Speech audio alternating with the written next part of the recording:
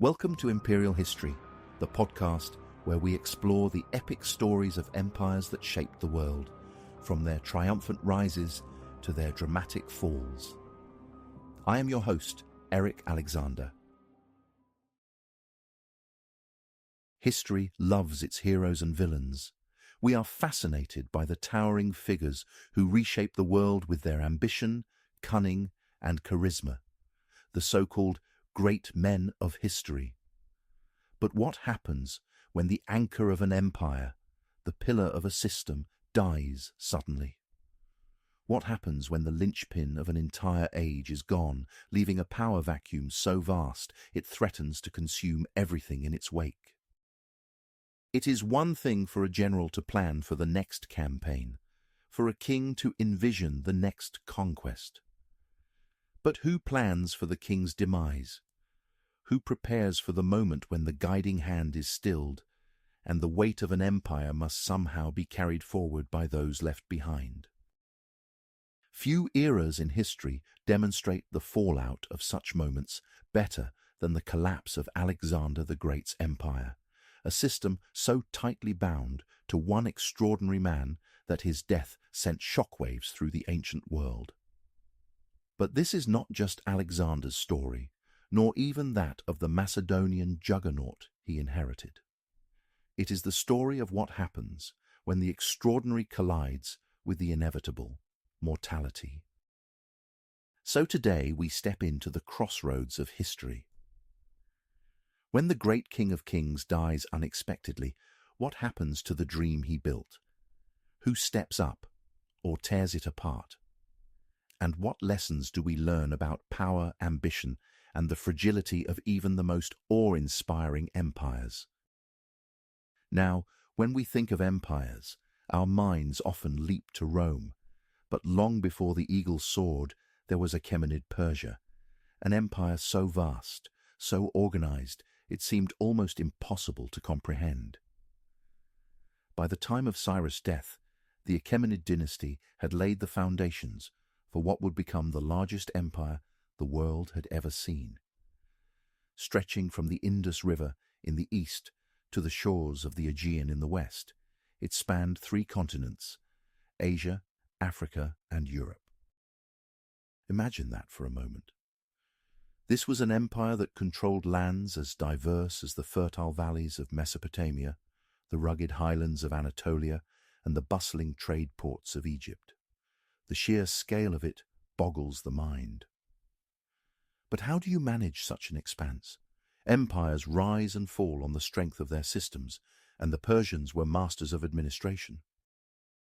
They divided their territory into satrapies, essentially provinces, each governed by a satrap.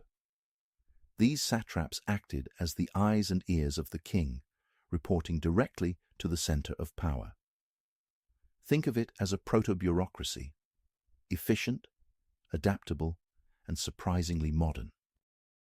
And then there was the infrastructure. The Royal Road! This marvel of engineering stretched over 1,500 miles, connecting the empire's farthest reaches. Messengers could travel its length in just 7 days. 7 days! In an era when most people never ventured beyond their own village. This was not just a road, it was a lifeline, a nerve system allowing the empire to communicate, trade, and mobilize its military with unprecedented speed. Speaking of the military, let us talk about the army that backed this behemoth. The Persian military was not just vast, it was diverse. It drew upon the peoples of the empire, creating a force as varied as the lands it controlled.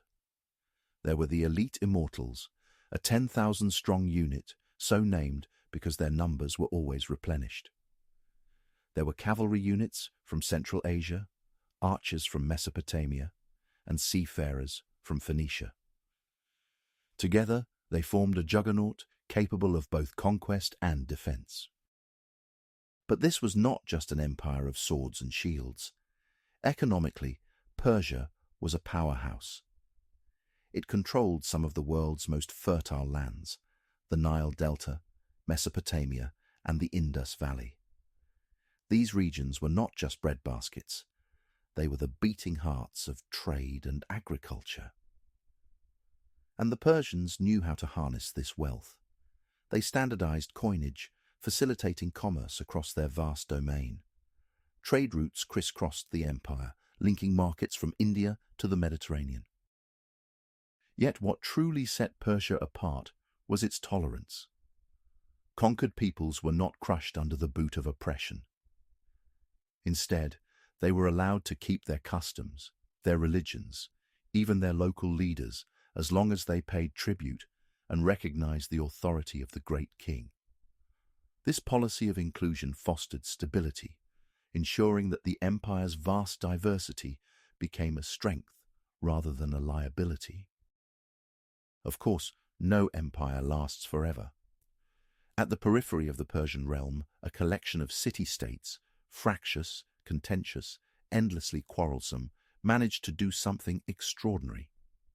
Greece, a civilization teetering on the edges of Persian hegemony, stared down the Achaemenid Empire and lived to tell the tale. The Greeks, against all odds, banded together, at least for a time. At battles like Marathon and Salamis, the Greeks did the unthinkable. They pushed back the Persian tide.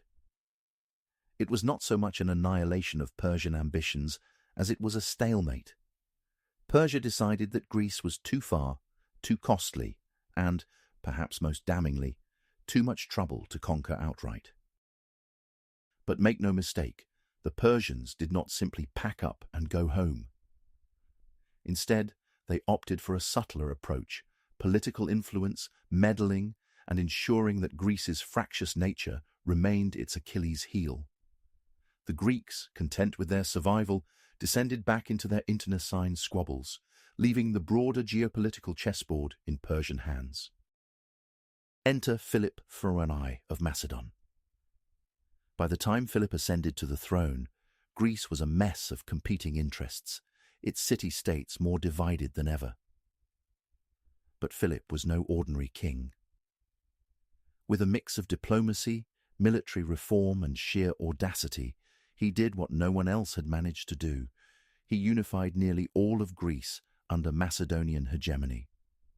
Not Sparta, of course. The fiercely independent Spartans were, as always, a law unto themselves. But for the rest of Greece, Philip's leadership represented a seismic shift. Then came the assassination.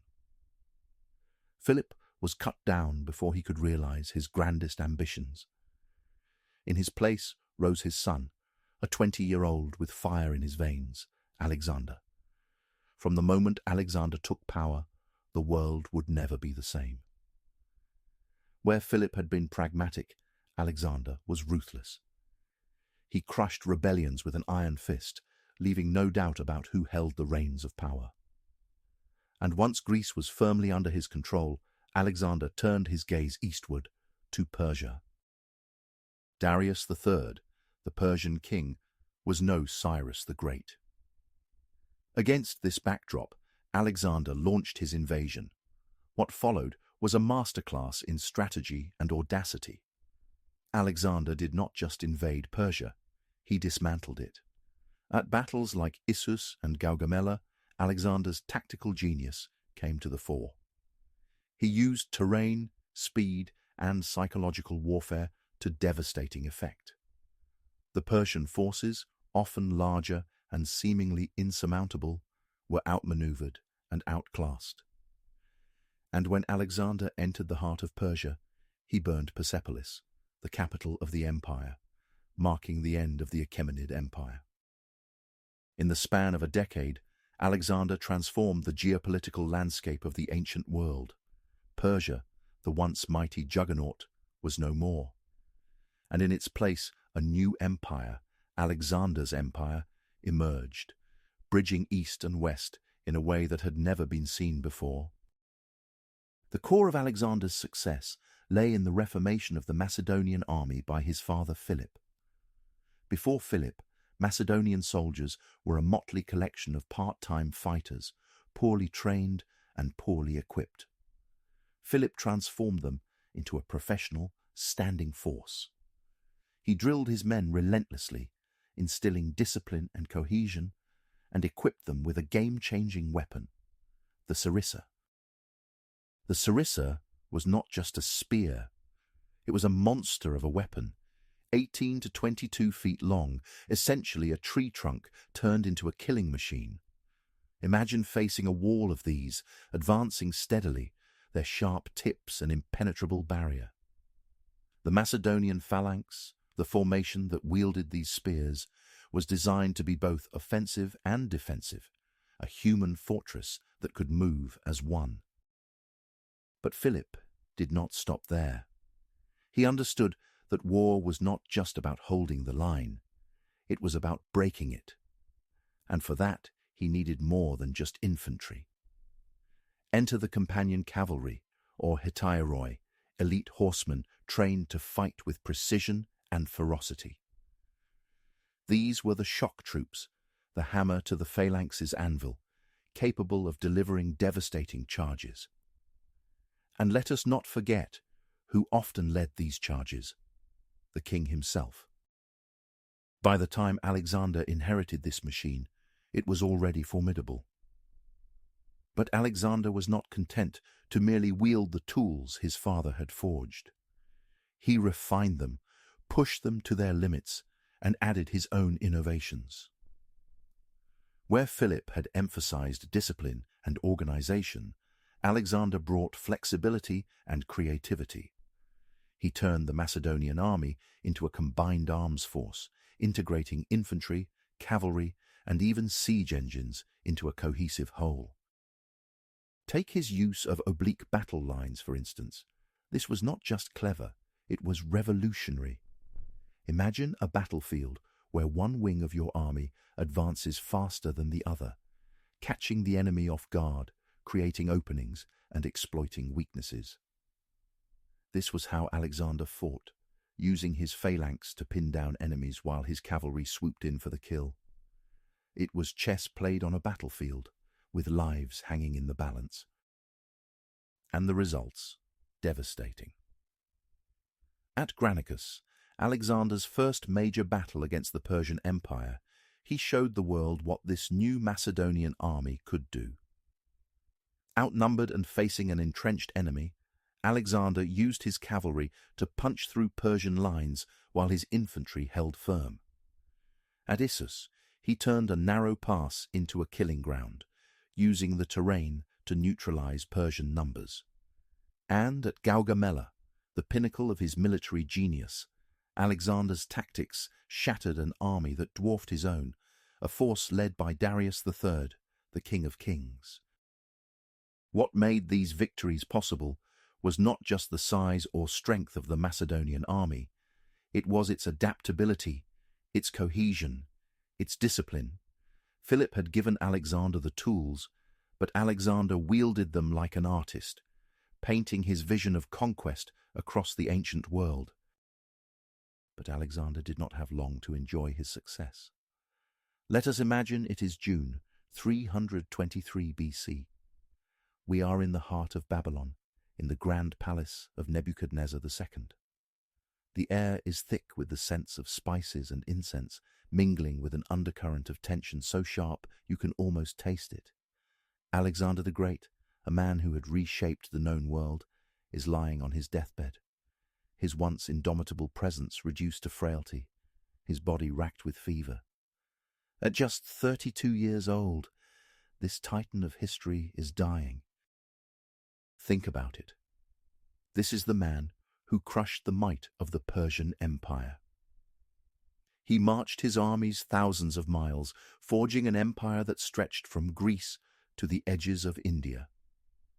And now, he is motionless, silent, while his generals, the men who had followed him through deserts, mountains, and blood-soaked battlefields, gather around him, desperate for answers. What happens next? Theories abound about the cause of Alexander's death. Was it a fever brought on by malaria or typhoid? Was it the cumulative toll of wounds sustained in battle? Or, as some ancient sources whisper, was he poisoned? Poisoning seems tempting as an explanation, does it not? It adds drama, a whiff of conspiracy. But here is the thing. Poisoning would have needed to be slow-acting given the progression of Alexander's symptoms. And in an age where knowledge of toxins was rudimentary at best, it is unlikely. Fascinating, sure, but unlikely. Yet, if the mystery of his death lingers, the enigma of his last words is equally captivating. Picture the scene. His generals leaning in, desperate to hear their dying king. "Who should succeed you?" they ask. And depending on which source you believe, Alexander either mutters "to the strongest" or hands his signet ring to Perdiccas, one of his most loyal commanders. To the strongest. 3 words that, if true, unleashed chaos. The wars of the Diadochi, wars of the successors, erupted almost immediately after Alexander's death, as his generals tore each other apart for control of the empire. It is a tragic irony, is it not? This man, who unified such a vast swath of the world, inadvertently set the stage for its fracturing. But let us pause for a moment. What if Plutarch's version is correct? What if Alexander's act of handing his ring to Perdiccas was an attempt to designate a clear line of authority? If that is the case, then the wars that followed were not sparked by his words. They were inevitable. Why?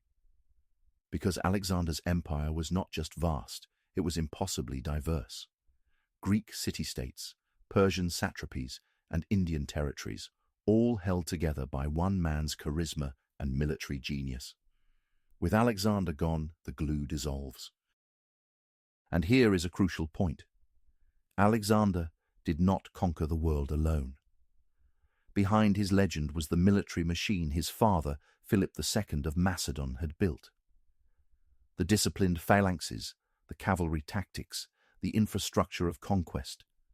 All of it was Philip's gift to his son. And now, with Alexander's death, this machine belonged to whoever could seize it, whoever could prove themselves the strongest. Imagine this. A nation collapses. Not just any nation, the most powerful one in the known world. Picture the United States government being instantly obliterated. Every congressman, every senator, the president, his cabinet, all gone in a flash. The entire structure of governance shattered. And as the final act of this disappearing government, the president sends out a chilling message to every one of its generals across the globe. The position is up for grabs. That is chaos, is it not? Raw, untamed chaos. Nearly everybody in the Western world has at least heard about Alexander. He has got movies, books, documentaries, even an Oliver Stone epic with Colin Farrell in a questionable wig. His conquests, his tactics, his charisma, they are the stuff of legend. But what happens when legends leave a vacuum? That is the part history books often skim over. The part where the empire fractures into a blood-soaked free-for-all. The reason this period is not as well documented or celebrated is simple. It is messy, really messy. There is no clear narrative, no singular hero to root for, no villain to jeer. Instead, it is a story of morally grey figures, each vying for a piece of the shattered empire. It is a chessboard where the pieces are constantly changing, alliances formed and broken, betrayals and backstabbing so frequent that it makes the Game of Thrones series look tame by comparison. Speaking of Game of Thrones, imagine a television adaptation of this period. The kind of show where characters who seem unimportant in the early seasons suddenly rise to prominence later on. An old general, barely mentioned in Season 1, becomes a pivotal figure in Season 3. A court advisor, lurking in the background of one episode, emerges as a kingmaker. That is the War of the Diadochi for you, an ensemble cast of ambitious aristocrats, ruthless generals, and scheming courtiers. each playing their own version of the Game of Thrones. With Alexander gone, the immediate question was one of succession. Alexander's wife, Roxana, was pregnant at the time of his death, but an unborn child was not exactly a strong contender for the throne. Then there was Philip III, Alexander's half-brother, alive, but reportedly mentally impaired. The generals, therefore, saw an opportunity. They convened to decide the future of the empire. What followed was less a discussion and more a thinly veiled battle of egos. Perdiccas, one of Alexander's senior officers, was appointed as regent, ostensibly to govern on behalf of the infant and Philip III. Here is where the chaos really kicks in. Picture the empire as a giant jigsaw puzzle. Each general grabbed a piece. At first, these territories were supposed to be governed in Alexander's name, but it did not take long for the governors to decide, "You know what? I think I will keep this for myself." What followed was a series of wars that lasted for decades. Alliances were made and broken in the blink of an eye. Cities were besieged, kingdoms carved up. It is easy to lose track of the players in this saga because there are so many of them, each with their own ambitions and rivalries. But perhaps that is the point. The story of the Diadochi is not about a singular hero or villain. It is about a system in collapse. An empire too vast, too diverse, to hold itself together once its glue, Alexander, was gone. Perdiccas, Alexander's second-in-command, was no ordinary soldier. At the time of Alexander's death, Perdiccas commanded the elite companion cavalry, arguably the most prestigious position in the Macedonian military. With this authority and a reputation forged under Alexander's watchful eye, Perdiccas emerged as regent of the empire. Whether Alexander had explicitly named him as such, or he simply seized the role in the chaos of Babylon, Perdiccas now held the reins of a crumbling empire. But power breeds jealousy. Perdiccas quickly became a target for other generals, each with their own ambitions. He was not trying to divide the empire. Quite the opposite. He aimed to hold it together under a central authority. But not everyone shared his vision. Some saw him as a tyrant in the making, a threat to their own claims. While Perdiccas wrestled with chaos in Asia, Antipater remained a steady hand in Europe. An old battle-hardened general, Antipater had been left behind in Macedon when Alexander began his campaigns. While the young king conquered the world, Antipater dealt with rebellions closer to home. He defeated the Spartans at Megalopolis in 331 BC and crushed the Greeks again after Alexander's death in the Lamian War. Antipater was not flashy. He did not seek glory like some of his younger peers, but his pragmatism and loyalty to Macedonian stability made him a formidable figure. If Antipater was the old lion, Ptolemy was the fox. A trusted general during Alexander's campaigns, Ptolemy was pragmatic, charming, and ruthlessly ambitious. He had been given Egypt to govern, a province rich in resources, but isolated from the empire's heartlands. And that is exactly how Ptolemy wanted it. Ptolemy understood something others did not. Central authority was doomed. Rather than fight for control of the entire empire, he focused on carving out his own piece of it. While Ptolemy schemed and Perdiccas governed, Craterus commanded the respect of Alexander's veterans. Known for his ability to connect with the rank-and-file soldiers, Craterus was tasked with escorting Macedonian troops back home after years in the east. But do not mistake this for a retirement job. Craterus was not just a caretaker, he was a key player in the struggle for power.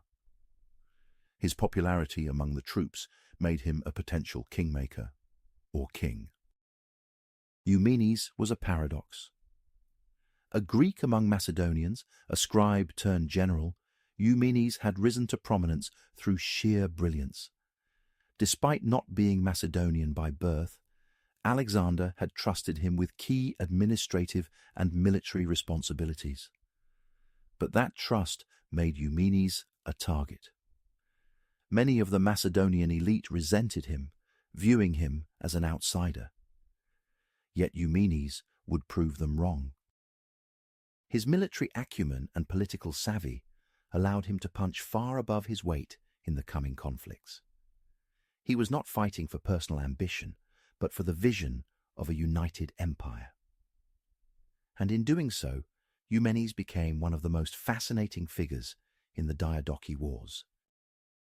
While the spotlight initially fell on Perdiccas, Craterus, Ptolemy, Antipater, and Eumenes, other figures quietly waited in the wings. Seleucus, a relatively minor commander at the time, and Lysimachus, another of Alexander's generals, governed Thrace and bided his time. These men were not central to the early conflicts, but would play critical roles in later chapters of the Diadochi saga. The pieces are on the chessboard are set, and in our next episode, we will see where they move.